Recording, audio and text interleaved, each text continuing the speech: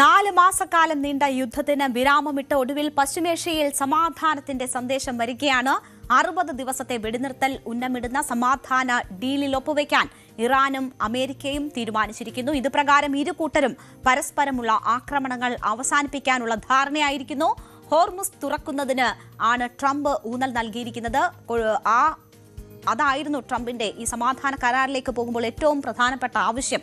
America അതിന് ഊന്നൽ കൊടുക്കുമ്പോൾ അമേരിക്ക ഇറാൻ ഏർപ്പെടുത്തിയ നാവിക ഉപരോധം നീക്കുമെന്നതിലാണ് ഇറാൻ ഊന്നൽ നൽകുന്നത്. കരാർ ഒപ്പിടും മുൻപ് തന്നെ 4 മാസമായി അടഞ്ഞുകിടക്കുന്ന ഹോർമുസ് കടലിടുക്ക് കപ്പലുകളുടെ സ്വതന്ത്ര യാത്രയ്ക്കായി തുറന്നിരിക്കുന്നു എന്നതാണ് ഏറ്റവും ആശ്വാസകരമായിട്ടുള്ള കാര്യം. യുദ്ധം അവസാനിപ്പിക്കുന്നതിൽ പ്രധാനമന്ത്രി നരേന്ദ്രമോദി ഉൾപ്പെടെ ലോക നേതാക്കൾ ആശ്വാസം പ്രകടിപ്പിച്ചിരിക്കുന്നു. അപ്പോൾ ലോകം കേൾക്കാൻ കൊതിച്ച വാർത്തകളാണ് പശ്ചിമേഷ്യയിൽ നിന്ന് വരുന്നത്. അത് യുദ്ധം അവസാനിക്കുന്നു എന്നതിന്റെ വ്യക്തമായ സൂചനകളാണ്. 4 മാസം ലോകത്തെ പിടിച്ചു കുലുക്കിയ യുദ്ധത്തിനാണ് ഇപ്പോൾ അവസാനമാകാൻ പോകുന്നത്. കരാറിന്റെ പൂർണ്ണ വിവരങ്ങൾ എന്താണ് എന്നത് വ്യക്തമായിട്ടില്ല. സമാധാന കരാർ ഈ മാസം 19-ന്, അതായത് വെള്ളിയാഴ്ച സ്വിറ്റ്സർലൻഡിൽ വെച്ച് ഒപ്പിടും എന്നതാണ് മനസ്സിലാകുന്നത്. ഇരു രാജ്യങ്ങൾക്കുമിടയിൽ മധ്യസ്ഥത വഹിക്കുന്ന പാകിസ്ഥാൻ പ്രധാനമന്ത്രി ഷഹബാസ് ഷെരീഫാണ് ആദ്യം ഈ കാര്യങ്ങൾ ലോകത്തെ അറിയിക്കുന്നത്. അമേരിക്കയും ഇറാനും തമ്മിലുള്ള സമാധാന കരാറിൽ ധാരണയായ വിവരം സന്തോഷപൂർവ്വം അറിയിക്കുന്നു എന്നതായിരുന്നു ഷഹബാസ് ഷെരീഫിന്റെ സന്ദേശം. ലബനൻ ഉൾപ്പെടെയുള്ള എല്ലാ മേഖലകളിലെയും സൈനിക നടപടികൾ ഉടനടിയും ശാശ്വതമായും അവസാനിപ്പിക്കാൻ ഇരുപക്ഷവും പ്രഖ്യാപിച്ചിട്ടുണ്ട് എന്നും പാക് പ്രധാനമന്ത്രി അറിയിച്ചു. പാകിസ്ഥാൻ പ്രധാനമന്ത്രി ഷഹബാസ് ഷെരീഫിന്റെ പ്രതികരണത്തിന് പിന്നാലെ തന്നെ ട്രംപിന്റെ ഇതുമായി ബന്ധപ്പെട്ടുള്ള പോസ്റ്റ് വരുന്നു. ഇറാനുമായുള്ള കരാർ പൂർത്തിയായിരിക്കുന്നു എന്ന് ട്രൂത്ത് സോഷ്യലിലൂടെ ട്രംപ് പ്രഖ്യാപിച്ചു. ഹോർമുസ് കടലിടുക്ക് ടോൾ ഇല്ലാതെ തുറന്നു കൊടുക്കാൻ താൻ പൂർണ്ണ അധികാരം നൽകുന്നു എന്നത് ട്രംപ് പറയുന്നു. അതോടൊപ്പം തന്നെ യുണൈറ്റഡ് സ്റ്റേറ്റ്സ് നാവികസേനയുടെ ഉപരോധം ഉടനടി നീക്കം ചെയ്യാൻ ഉത്തരവിടുകയും ചെയ്യുന്നു. നാവിക ഉപരോധം കൂടി നീക്കുന്നു എന്ന് ട്രംപ് പ്രഖ്യാപിക്കുന്നു. ലോകത്തിലെ കപ്പലുകളെ നിങ്ങളുടെ എഞ്ചിനുകൾ പ്രവർത്തിപ്പിച്ച് തുടങ്ങിക്കൊള്ളൂ, എണ്ണ പ്രവഹിക്കട്ടെ എന്നാണ് ട്രംപ് കുറിച്ചത്. അപ്പോൾ എത്രമാത്രം ലോകം കേൾക്കാൻ കൊതിച്ച വാക്കുകളാണ് അത് എന്ന് നമുക്കറിയാം. നമ്മുടെ അടുക്കളകളെ വരെ വലിയ രീതിയിൽ യുദ്ധം ബാധിച്ചിരിക്കുന്നു. നമ്മളുടെ പ്രിയപ്പെട്ട ഭക്ഷണം ലഭിക്കുന്ന നിരവധി ഹോട്ടലുകൾ ഇതിനോടകം അടച്ചുപോയിട്ടുണ്ട്. അങ്ങനെ പലരും ഈ യുദ്ധത്തിന്റെ കെടുതികൾ ഏതൊക്കെ തരത്തിലാണ് അനുഭവിക്കുന്നത്. ഗ്യാസ് സിലിണ്ടറുകൾ നമ്മൾ ആവശ്യപ്പെട്ടാൽ ഒരാഴ്ചയ്ക്കകം അല്ലെങ്കിൽ ഒരു ദിവസത്തിനകം ഒക്കെ കിട്ടുന്ന സാഹചര്യം ഉണ്ടായിരുന്നത് ഇപ്പോൾ എത്ര ദിവസത്തെ കാത്തിരിപ്പാണ്. അത് പേണി ഉപയോഗിക്കേണ്ടി വരുന്നു. നമുക്ക് പെട്രോൾ വില 4 തവണ കൂട്ടി. അങ്ങനെ നമ്മളുടെ രാഷ്ട്രം ഉൾപ്പെടെ അനുഭവിക്കുന്ന ഒരുപാട് കെടുതികളുണ്ട്, യുദ്ധക്കെടുതികൾ. അതിനൊക്കെയുള്ള ആശ്വാസം എന്ന നിലയിലാണ് എണ്ണ പ്രവഹിക്കട്ടെ എന്ന ട്രംപിന്റെ ആ സന്ദേശം വരുന്നത്. ഇതനുസരിച്ച് ഹോർമുസ് തുറക്കുകയും കപ്പലുകൾ കടന്നു പോവുകയും ചെയ്യുന്ന മണിക്കൂറുകളാണ്. ഡീലിൽ എന്തൊക്കെയുണ്ട് എന്നതാണ് പ്രധാനം. ഇറാൻ എന്ത് നേട്ടം ഉണ്ടാകുന്നു, ഡീലിൽ എന്തൊക്കെ വ്യവസ്ഥകളാണുള്ളതെന്ന് ഇനിയും ഔദ്യോഗികമായി പുറത്തു വന്നിട്ടില്ല. പാകിസ്ഥാൻ, ഖത്തർ, ഒമാൻ, തുർക്കി, ഈജിപ്റ്റ്, സൗദി അറേബ്യ തുടങ്ങിയ രാജ്യങ്ങൾ സമാധാനം ഉറപ്പാക്കാനായി ഇതിന്റെ മധ്യസ്ഥ ചർച്ചകളിൽ ഇടപെട്ടിരുന്നു. ഡീൽ ഇറാന് വൻ സാമ്പത്തിക ആശ്വാസം നൽകും എന്നതാണ് അറിയുന്നത്. ഹോർമുസിലും ആണവായുധ നിർമ്മാണത്തിലും ഇറാൻ വിട്ടുവീഴ്ച ചെയ്യേണ്ടി വരുമെന്നറിയുന്നു. ഡീലിൽ പ്രതീക്ഷിക്കുന്ന പ്രധാനപ്പെട്ട കാര്യങ്ങൾ നമ്മളൊന്ന് നോക്കിയാൽ 60 ദിവസത്തേക്ക് കൂടി വെടിനിർത്തൽ തുടരുമെന്നതാണ് ഏറ്റവും പ്രധാനപ്പെട്ട ഒരു ധാരണ.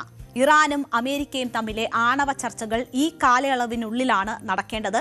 ആ കാലയളവിനുള്ളിൽ ഇക്കാര്യങ്ങൾ ചർച്ച ചെയ്ത് ഒരു തീരുമാനമുണ്ടാക്കുക എന്നതാണ് ധാരണ. ഇതിന് ശേഷമായിരിക്കും അന്തിമ ഡീലിലേക്ക് കാര്യങ്ങൾ പോവുക, അത് ഒപ്പുവെക്കുന്ന സാഹചര്യം ഉണ്ടാവുക. ഹോർമുസ് കടലിടുക്ക് വഴി കപ്പലുകൾക്ക് സ്വതന്ത്രമായി കടന്നു പോകാനുള്ള സാഹചര്യം ഉണ്ടാക്കുക എന്നത് ആദ്യഘട്ടത്തിൽ തന്നെ നടക്കുന്നു. ഇറാനിലേക്കും തിരിച്ചും പോകുന്ന കപ്പലുകളെ അമേരിക്ക തടയില്ല എന്ന ഒരു ധാരണയും ഉണ്ടായിരിക്കുന്നു. ആണവായുധ നിർമ്മാണത്തിൽ നിന്ന് ഇറാൻ പിന്മാറും. നിലവിൽ ആയുധ നിർമ്മാണം ഉദ്ദേശിച്ച് ഇറാന്റെ കൈവശം 9,000 കിലോഗ്രാം സമ്പുഷ്ടീകരിച്ച യുറേനിയം ഉണ്ട്. ഇത് നശിപ്പിക്കേണ്ടി വരും. ഇത് സംബന്ധിച്ച ചർച്ചകൾക്ക് ശേഷമായിരിക്കും ഒരു ധാരണ ഉണ്ടാവുക. ഇറാന്റെ യുറേനിയത്തിൽ 440 കിലോഗ്രാം മാത്രമാണ് ആണവായുധ നിർമ്മാണത്തിനുള്ള ഗ്രേഡിലേക്ക് മാറ്റിയിരിക്കുന്നത്. തുടർ നടപടികൾ രാജ്യാന്തര അറ്റോമിക് എനർജി ഏജൻസിയുടെ നേതൃത്വത്തിൽ തീരുമാനിക്കും. അപ്പോൾ അത് വിശദമായ ചർച്ചകൾ ആവശ്യമുള്ള ഒരു കാര്യമാണ്. ഇറാന്റെ $1,200 കോടി വരുന്ന മരവിപ്പിച്ച ആസ്തികളുണ്ട്. അത് അമേരിക്ക വിട്ടു നൽകും എന്നതാണ് അറിയുന്നത്. അത് ഈ സമാധാന പ്രക്രിയയിൽ വളരെ പ്രധാനപ്പെട്ടതായിരുന്നു. ഇറാന്റെ ഏറ്റവും പ്രധാനപ്പെട്ട ഒരു ആവശ്യമാണ്. അത് വിട്ടു നൽകാൻ അമേരിക്ക സന്നദ്ധമാകും എന്നതാണ് അറിയുന്നത്.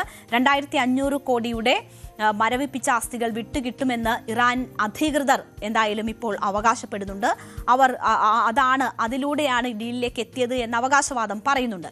ഇറാന്റെ എണ്ണയ്ക്കുള്ള ഉപരോധം പിൻവലിക്കും എന്നതാണ്. അതും ഇറാനെ സംബന്ധിച്ച് വലിയ നേട്ടമാണ്. ഇറാന്റെ എണ്ണയ്ക്കുള്ള ഉപരോധം നീട്ടുന്നത് അവരുടെ സാമ്പത്തിക സ്ഥിതി മെച്ചപ്പെടുന്നതിന് സഹായിക്കും. ഡീൽ യാഥാർത്ഥ്യമാകുന്നതോടെ UK, ഫ്രാൻസ്, ജർമ്മനി, ഇറ്റലി എന്നിവ ഇറാനുമേൽ ഉപരോധങ്ങളിൽ ഇളവ് വരുത്തും എന്നതും ധാരണയായിരിക്കുന്നു. അതേസമയം തന്നെ ആണവായുധം നിർമ്മിക്കില്ല എന്ന ഉറപ്പ് ഇറാൻ നൽകും എന്നതാണ് മനസ്സിലാകുന്നത്. ഇതൊക്കെയാണ് പ്രാഥമികമായി എന്താണ് ഈ ഡീൽ എന്നത് സംബന്ധിച്ച് വരുന്ന വിവരം. എന്നാൽ ഇത് ഔദ്യോഗികമല്ല എന്നത് ഒരു സാഹചര്യമുണ്ട്. നേരത്തെ ഡീൽ സംബന്ധിച്ച് ഇറാൻ പുറത്തുവിട്ട ചില കാര്യങ്ങൾ ഉണ്ടായിരുന്നു. അത് തള്ളി പിന്നീട് ട്രംപ് രംഗത്ത് വരുന്നതൊക്കെ നമ്മൾ കണ്ടതാണ്. അങ്ങനെ ഈ വിഷയങ്ങളിലൊക്കെ അഭിപ്രായ വ്യത്യാസങ്ങൾ നിലനിൽക്കുന്നുണ്ട്. അപ്പോൾ പോലും സമാധാനം എന്നത് ലോകം അത്രമേൽ ആഗ്രഹിക്കുന്നു. അമേരിക്കയെ സംബന്ധിച്ച് പോലും അത് അത്യാവശ്യമാണ്. ആ ഘട്ടത്തിൽ ഒരു സമാധാന ശ്രമങ്ങൾ നടക്കുകയാണ്. ഏകദേശ ധാരണ അവിടെ ഉരുത്തിരിഞ്ഞിരിക്കുന്നു എന്ന് മനസ്സിലാവുകയാണ്. ധാരണ എത്തിയെന്ന് ഇറാനും സ്ഥിരീകരിക്കുന്നു എന്നതാണ് ഈ ഘട്ടത്തിലെ പ്രത്യേകത. അതായത് ഇതിനോടകം പലതവണ ട്രംപ് ഇത് സമാധാനമായി കരാറായി എന്നൊക്കെ അവകാശപ്പെടുമ്പോഴും ഇറാൻ ഔദ്യോഗികമായ കാര്യങ്ങൾ സ്ഥിരീകരിച്ചിട്ടില്ല. ഇത്തവണ ഇറാന്റെ ഭാഗത്തു നിന്നും സ്ഥിരീകരണം വരുന്നു എന്നതാണ് കൂടുതൽ ഇതിനെ പ്രതീക്ഷയുളവാക്കുന്നത്. 100 ദിവസത്തിലേറെ നീണ്ടുനിന്ന യുദ്ധം അവസാനിപ്പിക്കാൻ ധാരണയിലെത്തുന്നത് ഇറാൻ അവരുടെ വിജയമായാണ് കാണുന്നത്. എല്ലാ ആവശ്യങ്ങളും അംഗീകരിച്ചുവെന്ന് ഇറാൻ വ്യക്തമാക്കുന്നു. അമേരിക്ക നാവിക ഉപരോധം നീക്കുമെന്നത് ഇറാൻ വ്യക്തമാക്കിയിട്ടുണ്ട്. ലെബനൻ ഉൾപ്പെടെ എല്ലാ ഇടങ്ങളിലുമുള്ള പോരാട്ടങ്ങൾ അവസാനിപ്പിക്കുന്നതാണ് പ്രാഥമിക കരാർ എന്നാണ് ഇറാൻ സ്ഥിരീകരിക്കുന്നത്. സമാധാന പ്രഖ്യാപനം പുറത്തു വന്നതിന് തൊട്ടു പിന്നാലെ തങ്ങളുടെ ദൈവികവും കഠിനവുമായ ഇച്ഛാശക്തിക്ക് മുന്നിൽ അമേരിക്കയും ഇസ്രയേലും ഉൾപ്പെടുന്ന ശത്രുക്കൾ കീഴടങ്ങുകയാണ് എന്ന ഒരു സന്ദേശം കൂടി ഇറാന്റെ IRGC നൽകുന്നുണ്ട്. അമേരിക്കയ്ക്ക് കീഴടങ്ങുകയല്ലാതെ മറ്റ് വഴികളില്ലായിരുന്നു എന്ന് ഇറാനിയൻ സൈന്യം അവകാശപ്പെടുന്നു. ശത്രുക്കൾക്ക് പരാജയം സമ്മതിക്കേണ്ടി വന്നുവെന്നും ഇത് ഇസ്ലാമിക റിപ്പബ്ലിക്കിന്റെ വൻ വിജയമാണെന്നും ഇറാന്റെ ഔദ്യോഗിക ടെലിവിഷൻ പുറത്തുവിട്ട സൈനിക പ്രസ്താവനയിൽ പറയുന്നു. അങ്ങനെ ഇപ്പോൾ ഈ കരാറിലേക്ക് നീങ്ങുന്നത് ഇറാന്റെ വിജയം എന്ന അവകാശവാദത്തിൽ പറയുകയാണ്. അത് IRGCയുടെ ഭാഗത്തു നിന്നുമാണ് അത്തരമൊരു അവകാശവാദം വരുന്നത്. നമുക്കറിയാം, ഈ വിഷയവുമായി ബന്ധപ്പെട്ട് ഇറാനിൽ തന്നെ വ്യത്യസ്ത അഭിപ്രായങ്ങളും പ്രതിഷേധങ്ങളും ഒക്കെ ഉണ്ടായിരുന്നു. അവിടെ അത് ഇറാന്റെ വിജയമാണ് എന്ന് ചിത്രീകരിക്കേണ്ടുന്ന ആവശ്യം IRGCയെ സംബന്ധിച്ച് ഉണ്ട്. അതേസമയം ഇപ്പോഴും വെല്ലുവിളിയായി തുടരുന്നത് ഇസ്രയേലിന്റെ നിലപാടാണ്. ഇസ്രയേൽ ഇതുവരെ വഴങ്ങിയിട്ടില്ല. ഇറാൻ US സമാധാന കരാർ തള്ളി ഇസ്രയേലിന്റെ മന്ത്രിമാർ രംഗത്ത് വരുന്നത് കൂടി നമ്മൾ കാണുന്നു. ട്രംപിന്റെ കരാറിൽ ഇസ്രയേൽ പങ്കാളിയല്ലെന്നും അമേരിക്കയുടെ കീഴിലല്ല തങ്ങൾ ഉള്ളതെന്നും ദേശീയ സുരക്ഷാ മന്ത്രി ഇതാമർ ബെൻഗിർ പറഞ്ഞു. തെക്കൻ ലെബനനിൽ നിന്ന് ഇസ്രയേൽ പിന്മാറില്ലെന്ന് പ്രതിരോധ മന്ത്രി ഇസ്രയേൽ കാറ്റ്സും പറഞ്ഞു. അപ്പോൾ തെക്കൻ ലെബനനിൽ നിന്ന് പിന്മാറില്ല എന്ന് ഇസ്രയേൽ മന്ത്രി പറയുമ്പോൾ ഇറാൻ പറയുന്നത് ഈ ലെബനൻ ഉൾപ്പെടെ എല്ലാ മേഖലയിലെയും സമാധാനമാണ് ഈ കരാറിൽ ഒപ്പുവെക്കുന്നത് എന്നതാണ്. അത് വൈരുദ്ധ്യമായി തുടരുന്നു. അതായത് ഇസ്രയേൽ പിന്നോട്ടില്ല എന്ന സൂചനകൾ തന്നെയാണ് നൽകുന്നത്. ഇറാൻ US കരാറിൽ ലെബനനിലെ സൈനിക നടപടി പിൻവലിക്കുന്നതടക്കം ഉൾപ്പെടുന്നു എന്ന റിപ്പോർട്ടുകൾക്കിടെയാണ് ഇസ്രയേൽ മന്ത്രിമാർ കടുത്ത വിയോജിപ്പുമായി ഇപ്പോൾ രംഗത്തെത്തിയിരിക്കുന്നത്. നെതന്യാഹു മന്ത്രിസഭയിലെ മറ്റു മന്ത്രിമാരും വിയോജിപ്പുമായി രംഗത്തെത്തിയിട്ടുണ്ട്. അതേസമയം നെതന്യാഹു എന്താണ് ഈ വിഷയത്തിലെ നിലപാട് എന്നത് വ്യക്തമാക്കിയിട്ടുമില്ല. അപ്പോൾ തന്നെ നമ്മൾ കാണണം, നെതന്യാഹുവിനെ തള്ളി ട്രംപ് വീണ്ടും രംഗത്ത് വരിക കൂടി ചെയ്തിരിക്കുകയാണ്. അമേരിക്കയും ഇറാനും തമ്മിൽ യുദ്ധം അവസാനിപ്പിക്കുന്നതിനുള്ള പ്രാഥമിക സമാധാന കരാർ പ്രഖ്യാപിച്ചതിന് പിന്നാലെയാണ് ഇസ്രയേൽ പ്രധാനമന്ത്രി ബെഞ്ചമിൻ നെതന്യാഹുവിനെതിരെ രൂക്ഷ വിമർശനവുമായി അമേരിക്കൻ പ്രസിഡന്റ് ഡൊണാൾഡ് ട്രംപ് രംഗത്തെത്തിയത്. പുതിയ സമാധാന ധാരണകളെക്കുറിച്ച് ന്യൂയോർക്ക് ടൈംസിന് നൽകിയ അഭിമുഖത്തിലാണ് ഡൊണാൾഡ് ട്രംപ് ഇസ്രയേൽ പ്രധാനമന്ത്രി ബെഞ്ചമിൻ നെതന്യാഹുവിനെതിരെ പരസ്യമായി അതൃപ്തി വീണ്ടും പ്രകടിപ്പിച്ചത്. നെതന്യാഹു കൈകാര്യം ചെയ്യാൻ വളരെ ബുദ്ധിമുട്ടുള്ള ഒരു വ്യക്തിയാണെന്നാണ് ട്രംപ് ഇത്തവണ പറഞ്ഞത്. ഈ കരാർ സാധ്യമാക്കിയതിന് നെതന്യാഹു അമേരിക്കയോട് അതീവ നന്ദിയുള്ളവനായിരിക്കണമെന്ന് പറയുന്നു. ഇറാന്റെ പക്കൽ ഒരു ആണവായുധം ഉണ്ടായിരുന്നുവെങ്കിൽ ഇസ്രയേൽ എന്ന രാജ്യം 2 മണിക്കൂർ പോലും നിലനിൽക്കില്ലായിരുന്നുവെന്നും അമേരിക്കയാണ് ഇസ്രയേലിനെ കാത്തു രക്ഷിച്ചതെന്നും ട്രംപ് കൂട്ടിച്ചേർത്തു. അപ്പോൾ നേരത്തെ തന്നെ ഭ്രാന്തൻ എന്നതുൾപ്പെടെ നെതന്യാഹുവിനെ ട്രംപ് വിശേഷിപ്പിച്ചു. അത് മാധ്യമങ്ങൾ ചോദിച്ചപ്പോൾ അദ്ദേഹം സ്ഥിരീകരിക്കുകയും ഒക്കെ ചെയ്തു. ടെലിഫോൺ സംഭാഷണത്തിൽ ആണ് ട്രംപും നെതന്യാഹുവും വാക്കുകൾ കൊണ്ട് ഏറ്റുമുട്ടിയത്. ട്രംപ് തന്നെ അത് പിന്നീട് മാധ്യമങ്ങൾക്ക് മുന്നിൽ സ്ഥിരീകരിക്കുകയും ഒക്കെ ചെയ്തു. എന്തായാലും ഇപ്പോൾ ആ കാര്യങ്ങൾ ഏതാണ്ട് അതിനോട് സമാനമായിട്ടുള്ള പരാമർശങ്ങൾ തന്നെ നെതന്യാഹുവിനെതിരെ ട്രംപ് നടത്തുന്നതാണ് കാണുന്നത്. എന്തായാലും ഇസ്രയേൽ ഇതുമായി ബന്ധപ്പെട്ട് ഇടഞ്ഞു തന്നെ നിൽക്കുമ്പോഴും ഇപ്പോഴുണ്ടായിട്ടുള്ള സമാധാന ശ്രമങ്ങളെ സ്വാഗതം ചെയ്യുകയാണ് ലോകരാഷ്ട്രങ്ങൾ. ഇറാനും അമേരിക്കയും തമ്മിലുള്ള സമാധാന ധാരണയെ ലോകത്തെ പല രാഷ്ട്രങ്ങളും സ്വാഗതം ചെയ്യുന്നു. Qatar, Pakistan, Turkey, European Union, Britain, France, Bangladesh, Germany ഒക്കെയും ഈ സമാധാന കരാറിനെ സ്വാഗതം ചെയ്യുന്നു. ഐക്യരാഷ്ട്രസഭ ഈ കരാർ മേഖലയിലെ സമാധാനത്തിനും സ്ഥിരതയ്ക്കും നിർണായക ചുവടുവയ്പ്പാണ് എന്ന് അഭിപ്രായപ്പെടുന്നു. പശ്ചിമേഷ്യൻ യുദ്ധം അവസാനിപ്പിക്കാൻ അമേരിക്കയും ഇറാനും തമ്മിലുണ്ടാക്കിയ സമാധാന കരാറിനെ സ്വാഗതം ചെയ്ത് പ്രധാനമന്ത്രി നരേന്ദ്രമോദിയും രംഗത്തെത്തിയിട്ടുണ്ട്. ഈ സുപ്രധാന തീരുമാനം മേഖലയിൽ സമാധാനവും സ്ഥിരതയും തിരികെ കൊണ്ടുവരുമെന്നും ആഗോള വ്യാപാര പാതകളുടെ സുഗമമായ പ്രവർത്തനത്തിന് സഹായകരമാകുമെന്നുമാണ് പ്രധാനമന്ത്രി പ്രത്യാശ പ്രകടിപ്പിച്ചത്. ആഗോളതലത്തിൽ വലിയ സാമ്പത്തിക പ്രതിസന്ധികൾ സൃഷ്ടിക്കുകയും നിരവധി രാജ്യങ്ങളിൽ മനുഷ്യജീവനുകൾ നഷ്ടപ്പെടാൻ കാരണമാവുകയും ചെയ്ത യുദ്ധത്തിന് പിന്നാലെയുള്ള ഈ ധാരണ ഒരു നല്ല ചുവടുവയ്പ്പാണെന്ന് പ്രധാനമന്ത്രി എക്സ് പ്ലാറ്റ്ഫോമിലാണ് കുറിച്ചത്. എന്തായാലും ഡീൽ യാഥാർത്ഥ്യമാകുന്നുവെന്ന് ഏതാണ്ട് ഉറപ്പായതോടെ ക്രൂഡ് ഓയിൽ വില കൂപ്പുകുത്തിയിട്ടുണ്ട്. യുദ്ധകാലത്ത് ഒരു വേള ബാരലിന് $120 കുതിച്ചുയർന്ന ബ്രെന്റ് ക്രൂഡ് വിലയാണ് ഇപ്പോൾ $83.28 എത്തിയിരിക്കുന്നത്. ഇന്ന് മാത്രം 4.64% ഇടിവാണ് ക്രൂഡ് ഓയിൽ വിലയിൽ ഉണ്ടായിട്ടുള്ളത്.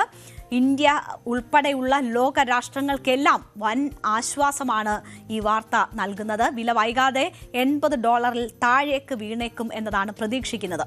കൂടിയ petrol, diesel, LNG, LPG, CNG വിലകളെല്ലാം മെല്ലെ മെല്ലെ താഴും എന്ന പ്രതീക്ഷ നൽകുന്നതാണ് ഇപ്പോൾ വരുന്ന വാർത്തകൾ. കേന്ദ്ര സർക്കാർ കൂടി അനുകൂലമായ നടപടി സ്വീകരിക്കുകയാണെങ്കിൽ ഹോർമുസ് വഴിയുള്ള രാജ്യാന്തര ചരക്ക് നീക്കം സാധാരണ നിലയിലെത്താൻ ഇനിയും സമയമെടുക്കുമെങ്കിലും രാജ്യാന്തര ചരക്ക് നീക്കം സജീവമാകുന്നത് നേട്ടമാണ് രാജ്യങ്ങൾക്കുണ്ടാക്കുക. വിലക്കയറ്റം കുറയാനുള്ള ഒരു സാഹചര്യം അത് സൃഷ്ടിക്കും.